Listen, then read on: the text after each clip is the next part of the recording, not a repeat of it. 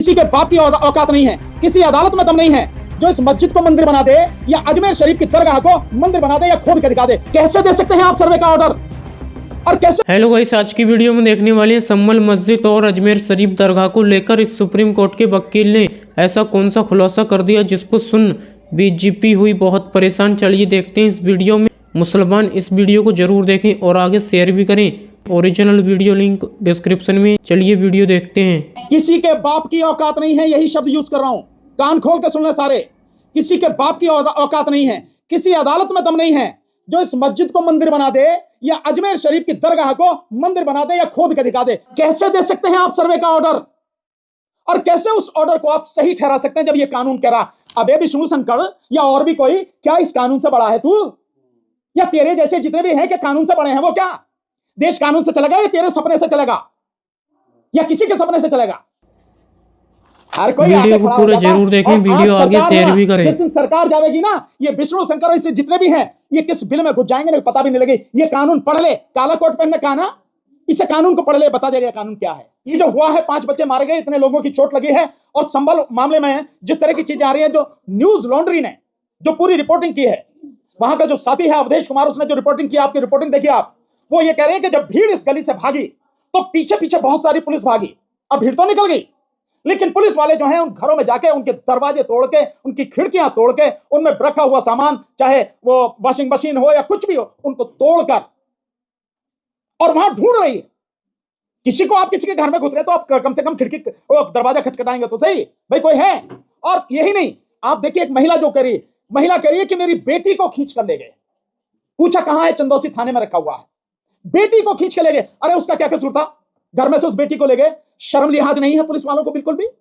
शासन प्रशासन की बिल्कुल आत्मा मर चुकी है, मन मस्तिष्क बिल्कुल उसमें कूड़ा भरा हुआ है। एक बेटी को ले गए और वो कह रही कि उस औरत को भी ले जा रहे थे, लेकिन उसका बच्चा छोटा था तो उसको छोड़ के कभी इसे रहने दो, इसका बच्चा छोटा है। मतलब इस कदर बेशर्मी, उनका क्या कसूर है? ये पुलिस वाले कह रहे हैं। और जो एक लड़का हॉस्पिटल में भर्ती है, वो कह रहा कि हमें ये कहा कि तुम्हें बचने का यही है। पुलिस वाले ये क्या कहेंगे उनको धमकी देके कि तुम्हारे बचने का यही है कि 10-10 लोगों के नाम बताओ और कंप्लेंट तुम्हारी तरफ से होगी, तुम्हारी तरफ से कंप्लेंट होगी। यानी फर्जी कंप्लेंट करा रहे हो। और जब एसएसपी से वो पूछ रहा तो एसएसपी कह रहा कि 7 एफआईआर हुई है। अरे घटना एक है तो 7 एफआईआर कैसे होंगी भाई?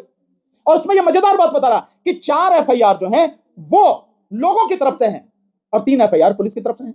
और एक और आपने देखा होगा उसी वीडियो में एक बात है कि जो जिस शाही मस्जिद पर झगड़ा हुआ है, एक लड़के को गोली वहां नहीं मारी गई, एक लड़के को दूसरी जगह मारी गई। कैसे मारी गई? दूसरी जगह झगड़ा तो वहां हो रहा था। क्या ये सारे सवाल नहीं है? क्या ये गंभीर सवाल नहीं है? लोगों को जिस तरह से मारा गया है, जिस तरह से सारी चीजें हुई हैं और पुलिस वालों को भी चोट लगी, ये घटना जिसके लिए कलेक्टर, एसएसपी, ये सारे लोग जो, और सबसे ज्यादा जिम्मेदार वो अदालत जिसने आदेश किया सर्वे का। लेकिन कोर्ट में से कहा जा रहा है कि जो एएसआई है, एएसआई के अनुसार तो उस जामा मस्जिद में एएसआई के अंदर आता है तो उसमें कुछ कंस्ट्रक्शन या कुछ मॉडिफाई नहीं कर सकते, लेकिन उसमें मॉडिफिकेशन है। मॉडिफिकेशन की बात ही नहीं है भाई। नहीं, अब तो आप जो चाहे तर्क दे दो आप। भाई तर्क आपके हैं क्या? बाकी जो लोग हैं उन्होंने जाके देखा है कि तुम जो कह रहे हो ये तो डिटेल जांच का विषय है, चर्चा का विषय है। दिखा भाई तेरे पास क्या सबूत है? वो तो नहीं है ना। और जब आप हो भी रही है, माना आप सर्वे कर रहे हैं, तो रिपोर्ट आप कैसे पब्लिक कर सकते हैं? आप कैसे सारी चीज कर सकते हैं? और कैसे सर्वे टीम के साथ में वो भीड़ जा सकती है जो जय श्याम के नारे लगा रही है? कोई नियम कायदा कानून तो होगा। अगर कहीं किसी को भेजा जा रहा है सर्वे के लिए, एएसआई की टीम जा रही है, तो वो सरकारी अधिकारी कर्मचारी हैं, वो जा सकते हैं। चलो अगर हो गया, हालांकि ये कानून बिल्कुल स्पष्ट रूप से मना कर रहा है, ये कानून गैर कानूनी काम हो रहा, पर उनके साथ में भीड़ के जाने का क्या मतलब है? कैसे जा रही है भीड़? ये सोची समझी साजिश के तहत है। और महाराष्ट्र के हर जिले में लोग सड़क पर निकलने हैं। उस गांव में जिस गांव ने वोट दी, पूरा का पूरा गांव, कि हमें एक वोट भी नहीं, वो गांव निकल के सड़क पर आ रहा। इसलिए ये जो मामला बढ़ रहा है, इसमें इलेक्शन कमीशन बिल्कुल नंगा हो चुका है और हो जाएगा जो भी है बचा को। इसलिए ये सारे मसले लगातार किए जा रहे हैं, इसलिए बदायूं को उठाया जा रहा है। इसलिए जिस तरीके से आप लगातार प्लेसेस ऑफ वर्शिप एक्ट 1991 का मेंशन कर रहे हैं, लेकिन सुप्रीम कोर्ट ने इस पे इसका मेंशन भी नहीं किया जब वो सुनवाई कर रहे थे संभल शाही मस्जिद के दौरान। वो तक टिप्पणी देखने को नहीं मिली सुप्रीम कोर्ट के द्वारा। नहीं, हो सकता है उन्होंने देखा नहीं देखा, मैं नहीं कह सकता, मुझे इसकी पता नहीं है। लेकिन वो टिप्पणी करें ना करें, ये मान लेते हैं कि उनको ज्ञान होगा। मैं सुप्रीम कोर्ट का जज है, उन्हें इसका ज्ञान होगा, प्लेसेस ऑफ वर्शिप एक्ट का मान लेते हैं। और अगर नहीं भी मानते तो वाकई पढ़ना चाहिए। और ये जो मामला उन्होंने वहां भेजा है, मेरे से ये सवाल पूछा वही सब अमेरिका वालों ने कि साहब ये जो वहां भेजा है कोर्ट ने, हाई कोर्ट के लिए, इसके विषय में मैं ये मानता हूं कि जब आप स्टे कर रहे हैं तो आप ही फाइनली डिसाइड कीजिए ना इसको। आपको क्या दिक्कत है? उस पिटीशन को जो पढ़ी है उस डिसमिस कीजिए। इस एक्ट का, ये एक्ट कह रहा है ना सब कुछ, सुप्रीम कोर्ट को अपनी तरफ से तो नहीं कुछ कहना ना, ये कानून है, सुप्रीम कोर्ट को कानून लागू करवाना। तो ये कानून जब कह रहा है, इस कानून का हवाला देते हुए आप तुरंत वो जो पिटीशन पड़ी है उसको खारिज क्यों नहीं करते? वो सारी प्रोसीडिंग्स खारिज क्यों नहीं करते आप उसको?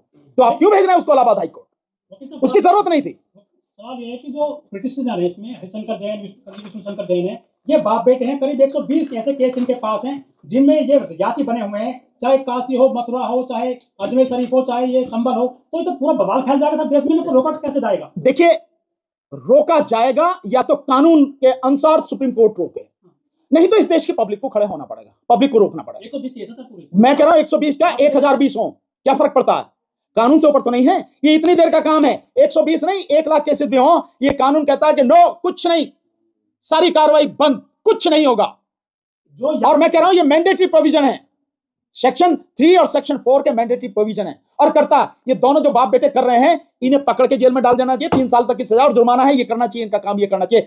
कोर्ट का काम है ये कि जो इस देश में बवाल खड़ा करने की कोशिश कर रहे हैं, पर क्यों कर रहे हैं? इसके पीछे है आरएसएस। ये बाप बेटे कुछ नहीं कर सकते, इनकी औकात कुछ नहीं है।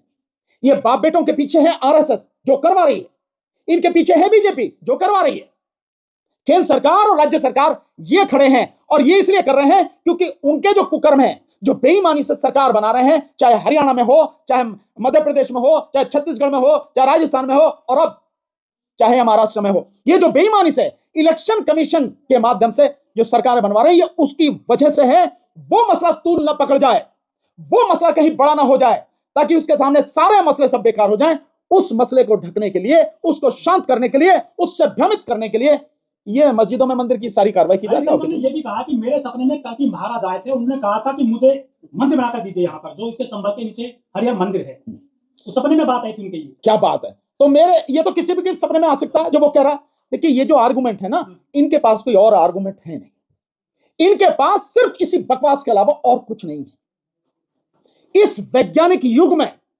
और जब देश का संविधान कहता है कि वैज्ञानिक दृष्टिकोण पैदा किया जाए, उसको बढ़ाया जाए, जो भारत के संविधान में लोगों के जो मूल कर्तव्य हैं उसके तहत ये बात कही है कि वैज्ञानिक दृष्टिकोण उसको बढ़ावा दिया जाए, वहां ऐसे लोग अंधविश्वास फैला रहे हैं। अफसोस सरकारें उसके साथ खड़ी हैं और अदालतें भी आंख मीच कर उनका सहयोग कर रही हैं। बाहरी लोगों के आने पे रोक लग गई है संभल में कुछ दिनों के लिए, तो इसको शांति और ठीक है, कोई बात नहीं, लग गई, उससे क्या हमेशा उसे बंद करके रखेंगे? हो जाएगी इससे? अरे शांति वांति तो जब आप गंदे काम नहीं करोगे, गलत काम नहीं करोगे, तब शांति तो था। वो क्या हो रहा था उसमें? उस शांति को भंग किसने किया? सरकार ने। उस शांति को भंग किसने किया? शासन प्रशासन ने। गोली किसने चलाई? शासन प्रशासन ने।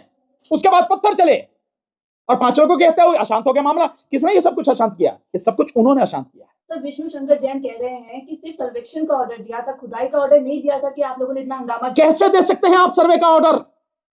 और कैसे उस ऑर्डर को आप सही ठहरा सकते हैं जब ये कानून कह रहा? अबे विष्णुशंकर या और भी कोई, क्या इस कानून से बड़ा है तू? या तेरे जैसे जितने भी हैं क्या कानून से बड़े हैं? वो क्या देश कानून से चलेगा या तेरे सपने से चलेगा या किसी के सपने से चलेगा? हर कोई आके खड़ा हो जाता है। और आज सरकार है वहां, जिस दिन सरकार जाएगी ना, ये विष्णुशंकर ऐसे जितने भी हैं, ये किस बिल में घुस जाएंगे ना पता भी नहीं लगे। ये कानून पढ़ ले, काला कोट पहनने का ना, इसे कानून को पढ़ ले, बता देगा कानून क्या है। ये स्पष्ट रूप से मना कर रहा। विष्णुशंकर जो पिता है हरिशंकर, वो हरियर सेना भी चलाते हैं और हरियर बंदर की मांग कर रहे हैं सर। वो यार कुछ भी चलाओ, हमें इससे कोई मतलब नहीं है कि कोई क्या चला रहा। देश के संविधान में सबको अधिकार है जो चाहो संगठन में। मतलब इस बात से है कि आप कानून के विरोध में कैसे करोगे काम? एक संप्रदाय विशेष को, एक धर्म विशेष को टारगेट करके आप क्यों करोगे? कैसे करोगे आप ये बताओ। सवाल है, संभल मस्जिद और अजमेर दरगाह शरीफ, क्या ये मस्जिद ही रहेंगे या फिर जिस तरीके से कहा जा रहा है मंदिर है, शिव मंदिर है? किसी के बाप की औकात नहीं है, यही शब्द यूज कर रहा हूं, कान खोल के सुन ले सारे। किसी के बाप की औकात नहीं है, किसी अदालत में दम नहीं है जो इस मस्जिद को मंदिर बना दे या अजमेर शरीफ की दरगाह को मंदिर बना दे या खोद के दिखा दे। किसी की औकात नहीं है। ये लड़ाई भारत तक तो ठीक थी, अब एफिल टावर पे कह रहे हैं, इसका क्या मामला है? ये क्या है मतलब? ये सिर्फ ये सारी की सारी चीजें इस गंभीर मसले को हंसी में उड़ा कर लेने की बात, सिर्फ इस गंभीर, जो इस पे लोग जो है ना गंभीरता से चर्चा ना करें कि जो कुछ हुआ है वो कितना गंभीर मसला है। ये इन चीजों को डाइवर्ट करने की ये सारी चीजें कोशिश है। सर, जब प्लेसेस ऑफ वर्शिप एक्ट में ये कहा गया है कि सिर्फ एक मसला बाबरी एक्सेप्शन था, उसको छोड़ करके यथास्थिति बरकरार रहेगी सभी धार्मिक। तो फिर सर्वे देने की वजह क्या है? सर्वे होने के बाद भी क्या बदला? सर्वे के देने की वजह मैंने आपको कहा ना, ये मनुवादी मानसिकता से दूषित लोग हैं और उसी दूषित मानसिकता के तहत ये एप्लीकेशन लगाई गई। और मैं तो ज्ञान व्यापी की बात कर रहा हूं। इसमें मैं कह रहा हूं ज्ञान व्यापी वाला मस्जिद, मैं तो कह रहा हूं ना, ज्ञान व्यापी मस्जिद में जो सर्वे की अनुमति दी गई तो डीवाई चंद्रचूड़ ने कानून के विरुद्ध काम किया और जिसका नतीजा अब देश भुगत रहा है। ये 5 लोगों की जो मौत हुई है, 5 लोगों की जो हत्या हुई है, इस हत्याओं का जिम्मेदार डीवाई चंद्रचूड़ भी है। ये जो हत्याएं हुई हैं, इन हत्याओं का जिम्मेदार डीवाई चंद्रचूड़ भी है, जो ज्ञान व्यापी मामले में कानून के विरुद्ध काम करके गया और सर्वे की उसने अनुमति दी। उसी का सहारा लेकर ये सब चीजें हो रही हैं। लेकिन जो जजेस कर रहे हैं, मेरा उनसे ये कहना है कि हाई कोर्ट या सुप्रीम कोर्ट अगर गलत फैसले भी दे रही हैं तो कानून तो यही है ना तो सुप्रीम कोर्ट ना हाई कोर्ट कानून से ऊपर नहीं है। कानून के अनुसार काम करें और अपने दिमाग का इस्तेमाल करें, न्यायिक मस्तिष्क का, जुडिशियल माइंड का इस्तेमाल करके। अगर जुडिशरी कानून का पालन नहीं करेगी तो आप कैसे करा लेंगे? आम व्यक्ति कैसे करा लेंगे? इस देश में सबसे ऊपर देश की जनता है, सबसे ऊपर देश की जनता है, इससे ऊपर नहीं है कोई भी। और मैं बार बार कह चुका हूं, फिर इस बात को कह रहा हूं, आज के जो हालात हैं, जब इस देश में पूंजीपति, सरकार, ब्यूरोक्रेसी, मीडिया, मनुवादी लोग और अदालतें सब मिल चुके हैं एक जगह, इस हालात में केवल और केवल देश में जन आंदोलन ही देश को बचा सकता है, दूसरा कोई रास्ता नहीं है। तो ये जनता ही बचाएगी, जनता ही जन आंदोलन करके इन सब चीजों को ठीक करेगी। अन्य चलिए वीडियो यहीं पर ख़त्म करते हैं। अगर आप भी ऐसी वीडियो देखना पसंद करते हैं तो हमारे चैनल को जरूर सब्सक्राइब करें, वीडियो को लाइक करें, वीडियो ज़्यादा से ज़्यादा शेयर करें। थैंक्स फॉर वॉचिंग और अपनी राय कमेंट में ज़रूर दें।